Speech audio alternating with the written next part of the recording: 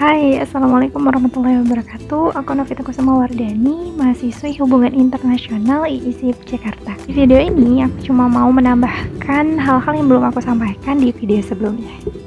Ya, masih dengan tema yang sama dan juga pembahasan yang sama. Yang pertama mau aku sampaikan itu tentang relevansi dari tema mata kuliah dengan kehidupan sehari-hari. Kalau di video sebelumnya aku membahas tentang mata kuliah Jepang dan negara industri, dan di video ini aku akan ngebahas tentang mata kuliah politik internasional. Dan materi yang menurut aku paling menarik dari mata kuliah politik internasional itu adalah materi tentang keamanan non-tradisional atau non-traditional security. Kenapa?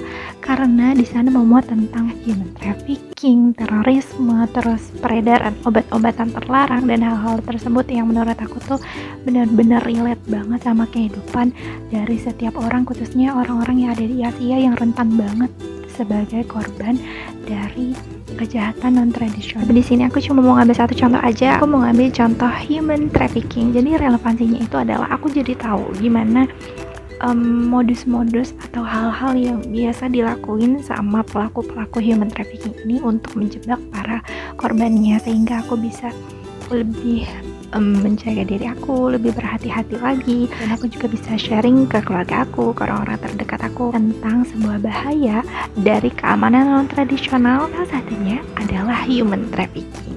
Terus lanjut aku akan bahas atau menambahkan sedikit dari plus dan juga minus dari pelajaran online atau daring. Dan sekarang aku akan membahas hal yang lebih spesifik dan benar-benar aku rasain.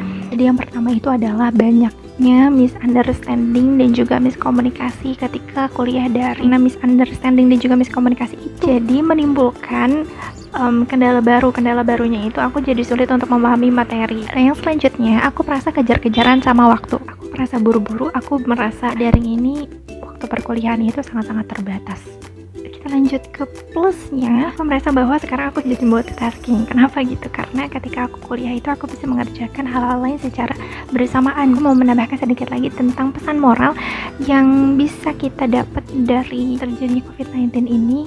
Sebenarnya kita itu dapat sebuah kebiasaan baru, kebiasaan yang benar-benar bagus banget untuk kesehatan kita nanti. Kebiasaan baru seperti selalu mencuci tangan, selalu menjaga kebersihan tangan, selalu menjaga kebersihan badan, lingkungan, dan lain-lain sebagainya, bisa membentuk sebuah kebiasaan baru dari diri kita sendiri gitu.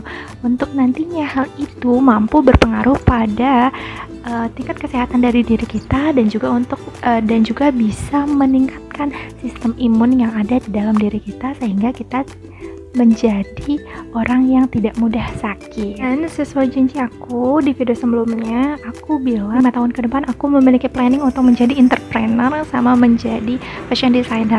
Dan kenapa itu bertolak belakang banget sama latar belakang keilmuan aku merasa bahwa dua hal itu, baik itu menjadi entrepreneur ataupun menjadi fashion designer, itu bisa aku dapatkan di mana saja. Karena melihat sekarang pun banyak sekali kelas-kelas online gitu ya, seperti workshop misalnya, untuk menjadi seorang entrepreneur, untuk menjadi seorang fashion designer. Aku bisa belajar itu secara otodidak karena aku mempunyai keinginan untuk menjadi seseorang yang punya pengetahuan luas dan selalu nyambung ketika diajak berbicara gitu. Tapi aku merasa bahwa semua yang aku putuskan itu adalah keinginan aku.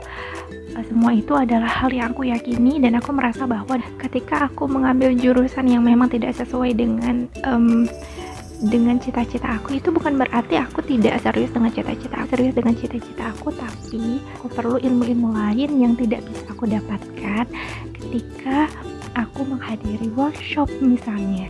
Di sini aku tidak berniat untuk menggurui atau merasa paling tahu dan paling benar, tapi di sini aku mau mengajak kalian, yuk sama-sama bareng aku untuk yakin dengan apa yang kalian yakini benar, yakin dengan apa yang ada dalam pikiran kalian, yakin dengan apa yang kalian yakini, dan bisa terus semangat untuk meraih cita-cita kalian dengan cara kalian sendiri. Ya, mungkin segitu aja yang bisa aku sampaikan di video ini.